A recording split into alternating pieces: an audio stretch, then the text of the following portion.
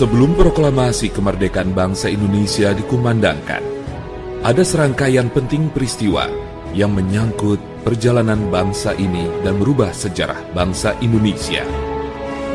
Pada 14 Agustus 1945, pasukan Jepang menyerah tanpa syarat kepada pihak sekutu.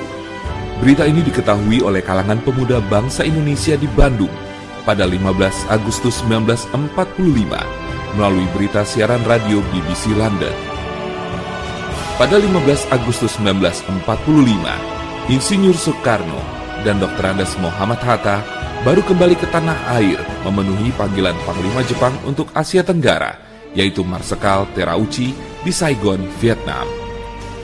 Dari sinilah terjadi pro dan kontra tentang proklamasi kemerdekaan Indonesia.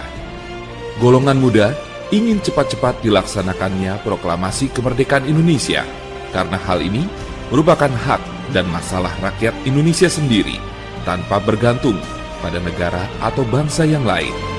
Sedangkan golongan tua menginginkan bahwa kemerdekaan Indonesia harus dilakukan secara terorganisir.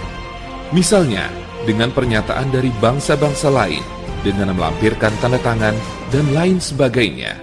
Perbedaan pendapat ini membuat para golongan muda melakukan penculikan yang dilakukan oleh sejumlah pemuda yang dikomandoi oleh Sukarni, Wikana, dan Hairul Saleh dari perkumpulan Menteng 31 untuk membawa Soekarno-Hatta yang termasuk golongan tua pada saat itu menuju ke Rengas Dengklok, tempat yang jauh dari jalan raya utama Jakarta Cirebon pada tanggal 16 Agustus 1945. Hal ini dilakukan agar mereka jauh dari pengaruh pemerintah pendudukan Jepang.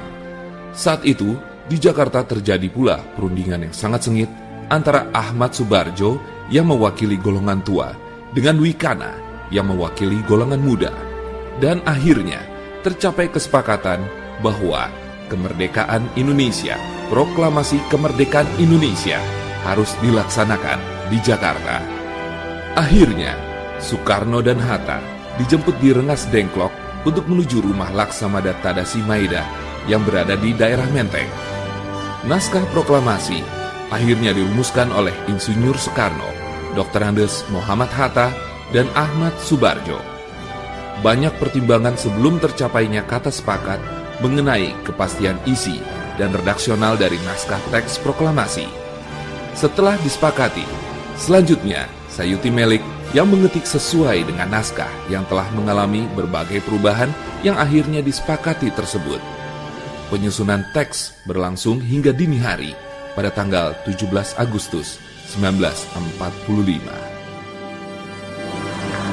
Proklamasi kami, bangsa Indonesia, dengan ini menyatakan kemerdekaan Indonesia.